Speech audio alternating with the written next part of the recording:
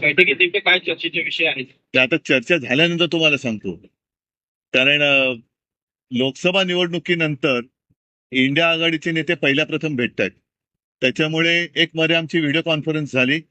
त्याच्यात काही संसदेच्या सत्राच्या निमित्ताने कोणते विषय घ्यायचे, काय विषय घ्यायचे, तसे ते विषय होत आहेत. चर्चा आमच्या परीने करण्याचा प्रयत्न करतोय.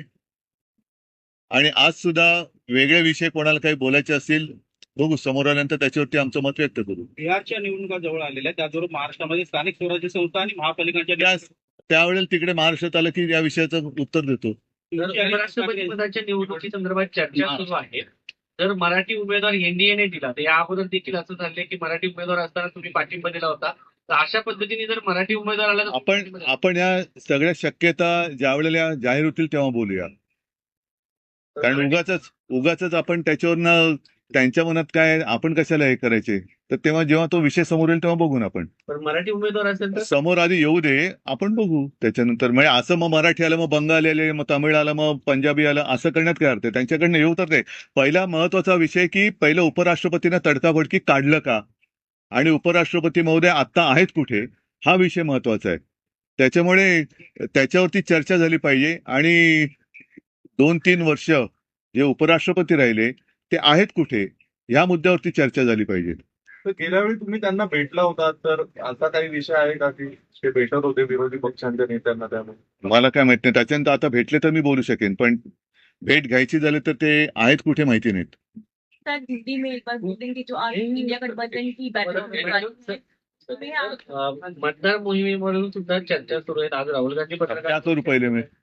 नहीं क्या हो, उनका मराठी पूरा होने पूरा दो, होने बाद दो, में फिर पूरा बात हम हिंदी में करते कर देंगे. बिहार मध्ये देखील आता मतदारावरून गोंधळ सुरू आहे. दररोज आंदोलन होत आहे, संसद सुरू नाहीये. तर त्यावरती तुमची भूमिका काय? बघा, आता मग मी याला तुमच्या प्रश्नाला धरून उद्याचा पण प्रश्न घेतो.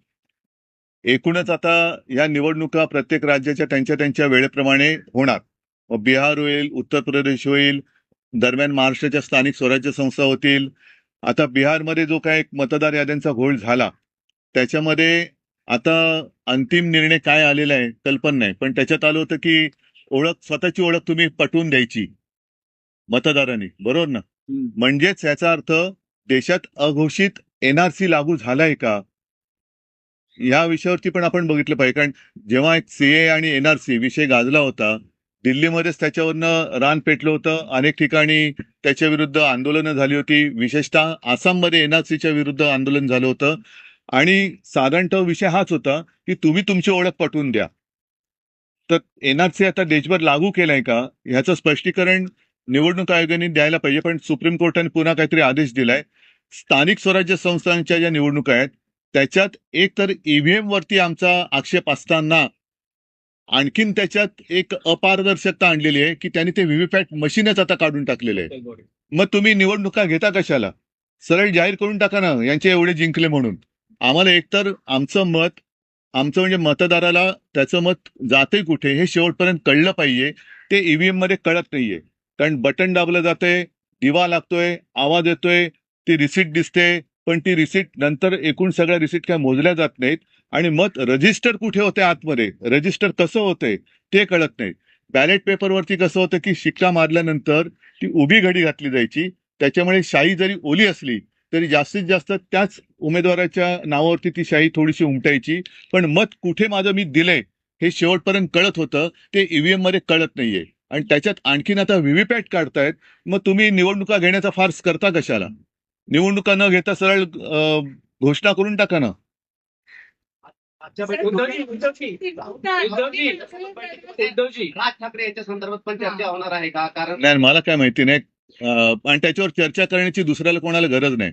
काँग्रेसची भूमिका दुसऱ्या कोणाला त्याच्यावर चर्चा करण्याची गरज नाही. आम्ही आमची भूमिका ठरवायला आम्ही समर्थ आहोत. उद्धवजी, योगायोग असा आहे की तुम्ही दिल्लीत आहात आणि त्यावेळेस राज्याचे उपमुख्यमंत्री एकनाथ शिंदे त्यांना ते मी त्यांनी काल अमित शहा आणि नरेंद्र मोदींची भेट घेतली. बघा, मला त्यांचं असं म्हणणं आहे की आम्ही जे दुसरे म्हणजे तुम्ही जे आलेले आहात ते ज्यांनी बाळासाहेबांनी ज्यांना विरोध केला त्या मार्गाने ते निघालेले आहेत आणि आम्ही लोककल्याणकारी मार्गाकडे निघालेलो. त्यांचं एवढे ते त्यांचा विचार किंवा त्यांच्या याला उत्तर देण्या एवढे ते काय महान नाहीत. शेवटी गद्दार हा गद्दार असतो, त्याच्यामुळे गद्दाराच्या मताला मी काही किंमत देत नाही. नाही पण त्यांना ठीक आहे, पुढे. द्याव्या लागतात. उद्धवजी त्यांच्या मालकाला ते भेटायला आले असतील तर त्यांच्या मालकाला ते भेटायला आले असतील तर आपण त्याच्यावर काय बोलू शकतो? सर, तुम्ही इंडिया ब्लॉकचे पार्ट आहात. दोन्ही ठाकरे ब्रदर्स एकत्र आल्यानंतर तुम्ही पहिल्यांदा राजधानी दिल्लीत आलात. त्यात जेव्हा इंडिया ब्लॉकची बैठक होणार त्यात मी उत्तर दिले. नाही, पण त्यात म्हणजे ठीक आहे, पुढे. हे होणार का? एक विषय जो अतिशय महत्वाचा आणि लागतोय सकाळपासून तो म्हणजे ट्रम्प टॅरिफ संदर्भातला. आता 50% ट्रम्प टॅरिफ आपल्याला लागू होणार आहे. सिंदूर असेल किंवा आता जे ट्रम्पनी लागू केलेलं टॅरिफ असेल, पंतप्रधान यावरती कुठेच बोलताना दिसत नाही. आज तुम्ही आला तर बोलता करणार? तुमचा प्रश्न हा देशाच्या दृष्टीने खूप महत्वाचा प्रश्न आहे, कारण ह्याचा फटका हा सर्वसामान्यांना पण बसणार आहे. ट्रम्प आपल्या देशाची म्हणजे मोदींची अक्षरशः थट्टा करतायत, खिल्ली उडवतायत आणि आपण त्यांना अजिबात एक अवाक्षराने सुद्धा उत्तर देऊ शकत नाही आहोत. त्यांना जाब विचारणं तर सोडाच, पण त्यांना एका अक्षराने काही उत्तर देऊ शकत नाही आहोत. शेवटी आपला देश, आपल्या देशाचं सरकार चालवतोय कोण? देशाचं सरकार चालवतोय कोण?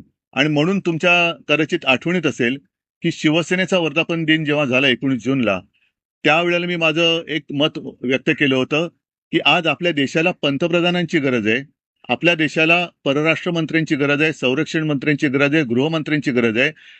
आजचे जे पंतप्रधान, गृहमंत्री, संरक्षण मंत्री आहेत ते भाजपाचे आहेत, कारण ते प्रचारामध्ये जातात. अगदी सिंदूर म्हणजे पेहलगामचा हल्ला झाल्यानंतर सुद्धा मोदीजी आले, पंतप्रधान म्हणून देशाचे असते तर ते पेहलगामला गेले असते, पण ते बिहारला गेले. त्याच्यामुळे हे सगळे भाजपाचे प्रचार मंत्री आहेत.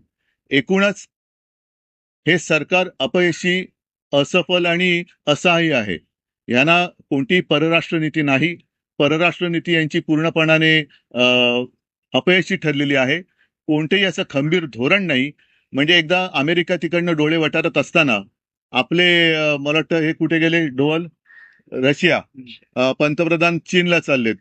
आता असं म्हणतात, मला माहिती नाही, तुमच्याकडे माहिती असेल की चीन बरोबरचे संबंध हे सुद्धा त्यांच्या मित्रासाठी काहीतरी नवीन दरवाजे उघडतात की काय. पण हे केवळ मित्रासाठी बघताना देशाची वातावत होते. त्याच्याकडे आपल्या सरकारने लक्ष दिलं पाहिजे.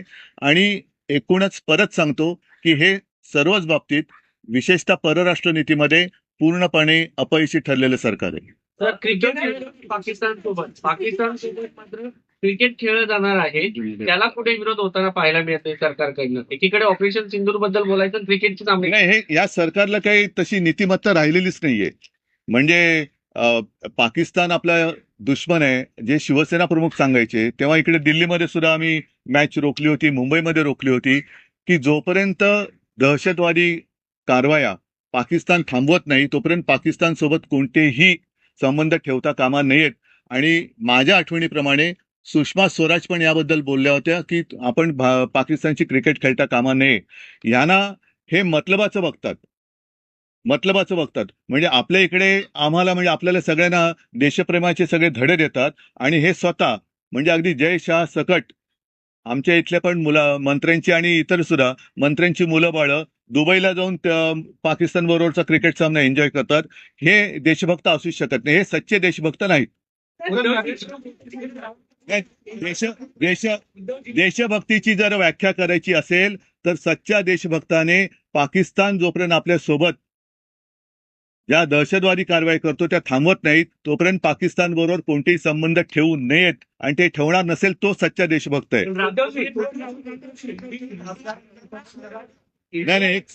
नाही. चीनवरती प्रश्न उपस्थित केले ते राहुल गांधी यांनी, तर त्यांना म्हटले होते की अशा पद्धतीने प्रश्न उपस्थित करणं सच्च्या देशभक्ताचं लक्षण नाही. म्हणून मी म्हटलं होतं ना की हे सच्च्या देशभक्ताचं लक्षण. आता त्याच्यावरती सुद्धा अनेकांनी असहमती दाखवलेली आहे.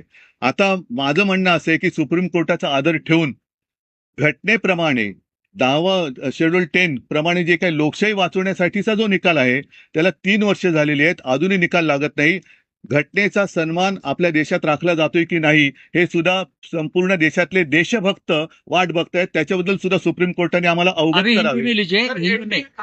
बैठकीमध्ये नरेंद्र मोदींनी बाळासाहेब ठाकरेंचा उल्लेख केलाय आणि त्याचवेळी अमित शहाचं पण कौतुक केलंय. तर तुम्ही कसं पाहताय?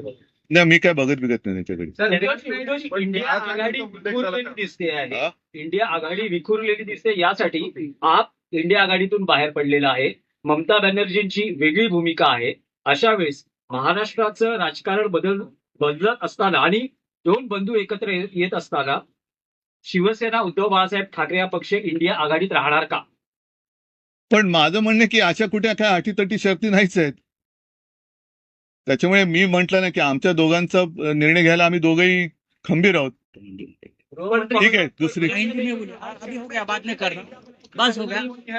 आप हिंदी की बात करिए। अमेरिका टैरिफ भारत पे लगाया है, उसके बाद प्रधानमंत्री का एक बयान आया है, उन्होंने कहा है कि देश में किसानों को सबसे ऊपर रखा जाएगा और किसान हित के लिए हमेशा देश काम करेगा। अच्छा, और उन्होंने ये भी कहा है कि देश में कोई कॉम्प्रोमाइज नहीं होगा। ट्रम्प का तीन बयान दो तीन साल यहाँ जो किसान दिल्ली आना चाहते थे उनको रोका गया।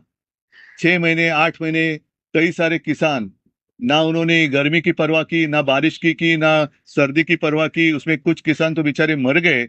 तब किसान आपको याद नहीं आए? अब किसान की याद आ रही है। तब अब जो सारे लोग कहते हैं कि मैं तो किसान का बेटा हूं, मैं तो किसान का बेटा हूं, तो ये सब बेटे उस वक्त कहाँ गए थे जब उनके किसान के बेटे मतलब जब उनके पिताजी अनशन पर बैठे थे, दिल्ली आने नहीं दिया, उनके ऊपर बंदूकें रोकी गई। बीच में काय त्याला म्हणतात किले भी खेळायला काय म्हणतात हिंदी? किळेच, वो भी डाल दिए, दीवारें खड़ी कर दी और उनको नक्सलवादी कहा गया। तब आपको किसान की याद नहीं आई?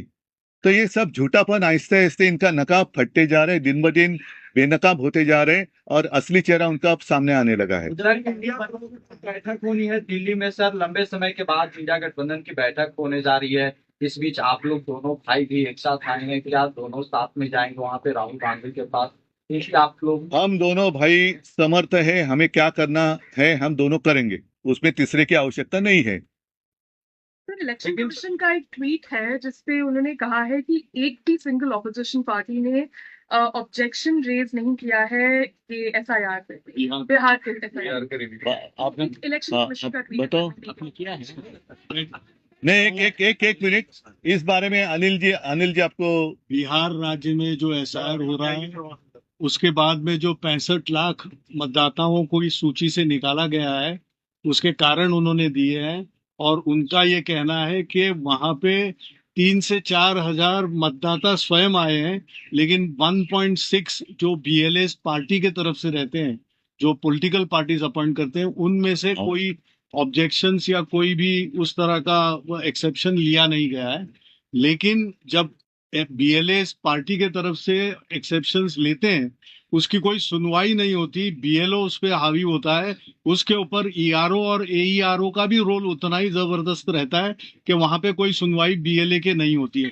तो उन्होंने जो सेटअप किया हुआ जो पूरा का पूरा एक सिस्टम है उसको देखा जाए। चीफ इलेक्शन कमिश्नर को बार बार हमने भी जब मीटिंग करके उनको कहा था तो उसके ऊपर नहीं होती है, वन वे उनका डिक्टेट रहता है और उसको वहां पे सुधारा जाए तो डेमोक्रेसी सही मायने में हम कहेंगे कि भारतवर्ष में डेमोक्रेसी है। सर, एक सवाल ये है, आप लोग एसआईआर का मुद्दा संसद में उठा रहे हैं और चर्चा की मांग कर रहे हैं, लेकिन सरकार ये बार बार कह चुकी है और कई बार कह चुकी है कि एसआईआर की जो प्रक्रिया है वो चुनाव आयोग द्वारा की गई है, सरकार द्वारा नहीं की गई है। चुनाव आयोग को कंट्रोल कौन करता है? चुनाव आयोग को कंट्रोल कौन कर रहा है?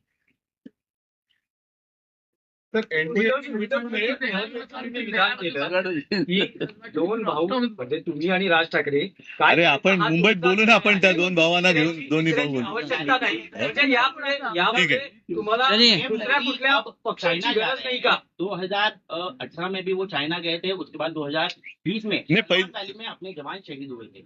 अब 2025 में फिर एक बार चाइना जाने की बात हो रही है। इस दौरे के बारे में आपका क्या है? देखो, पहले तो इन्होंने साफ करना चाहिए कि कौन मतलब अपने देश के दुश्मन है और कौन अपने मित्र है। मित्र तो फिलहाल दिखाई नहीं दे रहे हैं। प्रधानमंत्री जी पिछले 10 साल से लगातार पूरा चप्पा चप्पा उन्होंने वो घूमे हैं। दुनिया में आप ऐसी कोई जगह शायद बची नहीं होगी जहां प्रधानमंत्री गए नहीं। लेकिन पाकिस्तान के साथ जो अपना संघर्ष चल रहा है, अब ये बात तो खुलकर सामने आई है कि इसके पीछे चाइना भी है जो पाकिस्तान को मदद कर रहा है। तो चाइना हो या पाकिस्तान हो, हमारा दोस्त है या दुश्मन है? बीच में तो बायकॉट चाइना करके इन्होंने शुरुआत की थी बात। तो अब चाइना में क्यों जा रहे हैं? पाकिस्तान हमारा दुश्मन है या नहीं है, फिर पाकिस्तान के साथ क्रिकेट क्यों खेल रहे हैं? अगर पाकिस्तान के साथ क्रिकेट खेल रहे हैं तो वो जो हमारी माता और बहनों का सिंदूर उजाड़ गया, उसके बारे में प्रधानमंत्री जी क्या जवाब देंगे और अमित शाह जी क्या जवाब देंगे? तो ये सब इनकी जैसे मैंने कहा ना, इनके नकाब दिन ब दिन उतरते जा रहे, एक एक नकाब उतरते जा रहे। हिंदुत्व भी एक नकाब है, वो भी उतर गया है। और देश के लिए मैं कहता हूं कि अब देश को एक प्रधानमंत्री की जरूरत है, देश को एक गृह मंत्री की जरूरत है, क्योंकि मणिपुर आज भी जल रहा है, वहां कोई जा नहीं रहा। ये तो सिर्फ पार्टियां तोड़ने के पीछे पड़े हैं। परिवार को तोड़ो, पार्टी को तोड़ो, जितने भ्रष्टाचारी है उनको पार्टी में ले लो, तो ये तो पार्टी की बात होगी, देश की नहीं।